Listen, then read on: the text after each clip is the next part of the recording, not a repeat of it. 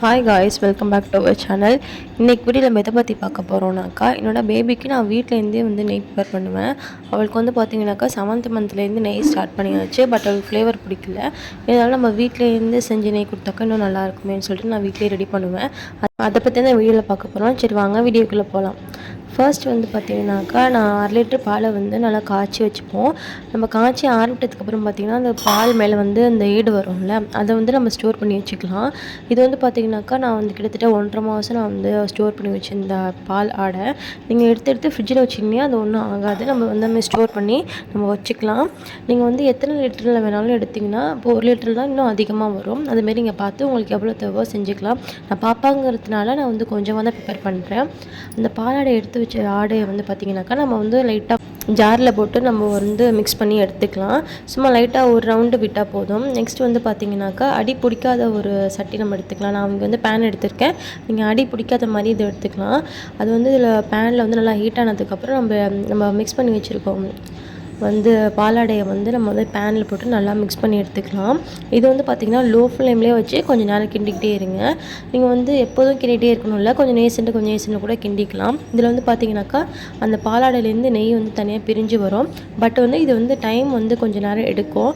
நீங்கள் ஃப்ரீயாக இருக்கும்போது செஞ்சிங்கனாக்காவே நெய் நிறையா வரும். அவசரமாக செஞ்சிங்கனாக்கா அந்த ஏடு அப்படியே இருக்கும். இது கொஞ்சம் நேரம் டைம் எடுக்கும். இது பார்த்திங்கனாக்கா, நான் ஒரு 5 நிமிஷம் கிட்ட கைவிடாமல் கிண்டிகிட்டே இருந்தேன். கைவிடாமல் கிண்டணும்லாம் இல்லை, நான் நீங்கள் ஃப்ரீயாக இருக்கும்போது செஞ்சால் தான் நல்லாயிருக்கும். நம்ம கிண்டிகிட்டே இருக்கும்போது பார்த்திங்கன்னா, அந்த ஆடையிலேருந்து பார்த்திங்கனாக்கா நெய் தனியாக பிரிஞ்சு வரும். அதனால தான் நான் கிண்டிகிட்டே இருந்தேன்.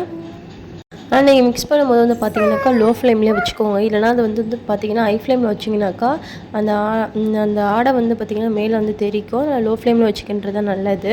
இது பார்த்திங்கன்னா ஒரு 5 நிமிஷத்துக்கு அப்புறம் பார்த்திங்கனாக்கா நல்லாவே பார்த்திங்கன்னா நெய் தெரிஞ்சு வந்திருக்கு. உங்களுக்கே தெரியும் பார்த்தாக்கவே. பட் இன்னும் நம்ம தெரியும், அந்த ஒயிட்லாம் நல்லா நெய்யாக மாறும். அந்தளவுக்கு நம்ம கிண்டிக்கிட்டே இருக்கணும். இது ஒரு 5 நிமிஷத்துக்கு அப்புறம் உள்ள எடுத்தது எப்படி இருக்குது. இது பார்த்திங்கனாக்கா ஆல்மோஸ்ட் 10 to 15 மினிட்ஸ் இருக்கும். இதில் பார்த்திங்கன்னா ஆல்மோஸ்ட் நல்லாவே தெரிஞ்சிச்சு. இன்னும் கொஞ்சம் தான் இருக்குது. இன்னும் நம்ம கொஞ்சம் நேரம் கிண்டிகிட்டே இருந்தோம்னாக்கா நமக்கு நெய் ரெடி ஆயிரும். இது பார்த்திங்கனாக்கா நல்லாவே வந்திருக்கு. உங்களுக்கு பார்த்தாவே தெரியும். இத்தியோண்டு ஆடையில் நிறைய நெய் கிடச்சிருக்கும். ஃப்ளேவரும் பார்த்திங்கனாக்கா நம்ம இதுக்கு செய்கிறது நல்லாவும் இருக்கும்.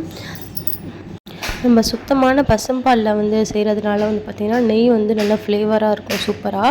இந்த நெய் கொடுக்க ஆரம்பித்ததுக்கப்புறம் பாப்பா ஓரளவு கொஞ்சம் சாப்பாடில் சேர்த்துக்கிறா. கடையில் வாங்கின நெய் பார்த்திங்கனாக்கா அவ்வளோவா சேர்த்துக்க மாட்டேன்ட்டா. பட் நம்ம வீட்டில் செஞ்சு கொடுக்குற நெய் கொஞ்சம் அவள் சாப்பிட்றா. ஓகேன்னு எனக்கும் கொஞ்சம் ஹாப்பியாக இருக்குது. ஏன்னா கொஞ்சம் கொஞ்சமாக சேர்த்தோன்னா பேபி போக போக சாப்பிட ஆரம்பிச்சிடுவாங்களோ ஒரு நம்பிக்கை தான். இப்படி பார்த்திங்கன்னா நல்லாவே தெரிஞ்சிச்சு. நெக்ஸ்ட் பார்த்திங்கன்னா இது கூட இன்னும் ஃப்ளேவருக்காண்டி பார்த்திங்கன்னா நம்ம முருங்கை இலையை சேர்த்துக்கலாம். நல்லா ஃப்ரெஷ்ஷான கொழுந்து முருங்கைக்கீரை சேர்த்திங்கனாக்கா அது இன்னுமே ஃப்ளேவர் கொடுக்கும். லாஸ்ட்டாக ஸ்டவ் ஆஃப் பண்ணிட்டு நீங்கள் முருங்கைக்கீரை சேர்த்துட்டு அப்படியே விட்டுடலாம். கொஞ்சம் ஆறுனதுக்கு அப்புறம் பார்த்திங்கனாக்கா நம்ம இதை ஃபில்ட்ரு பண்ணி எடுத்துக்கலாம். இதில் பார்த்திங்கன்னா பாலாடை இருக்குது. நீங்கள் இன்னும் கிண்டனாலும் கிண்டலாம். பட் எனக்கு இது போதுங்கிறதுனால இதோட ஸ்டாப் பண்ணிட்டேன். அது முருங்கைக்கீரை ஸ்டவ் ஆஃப் பண்ணிவிட்டு முருங்கைக்கீரை போட்டுட்டு கொஞ்சம் ஏசிட்டு நம்ம ஃபில்ட்ரு பண்ணி எடுத்துக்கலாம். நீங்கள் சூடோடு ஊற்றினாக்கா ஃபில்ட்ரு உரிக்கிறோம். அதனால் கொஞ்சம் லைட்டாக ஆறுனதுக்கப்புறம் நீங்கள் ஃபில்ட்ரு பண்ணி எடுத்துக்கலாம். இது கொஞ்சம் நேசண்டு பார்த்திங்கனாக்கா நல்லா சுத்தமான ஃப்ளேவரான நமக்கு ஹோம்மேட் கீ கிடச்சிரும். கண்டிப்பாக உங்கள் பேபிக்கு நீங்கள் தாராளமாக கொடுக்கலாம். இந்த வீடியோ உங்களுக்கு பிடிச்சா மறக்காமல் லைக் அண்ட் சப்ஸ்கிரைப் பண்ணுங்கள். உங்களுக்கு தெரிஞ்ச நியூ மாம்ஸ்க்கும் ஷேர் பண்ணுங்கள். அவங்களுக்கும் ரொம்ப யூஸ்ஃபுல்லாக இருக்கும். இதேமாரி நெக்ஸ்ட் யூஸ்ஃபுல்லான வீடியோவில் பார்க்கலாம். பாய்.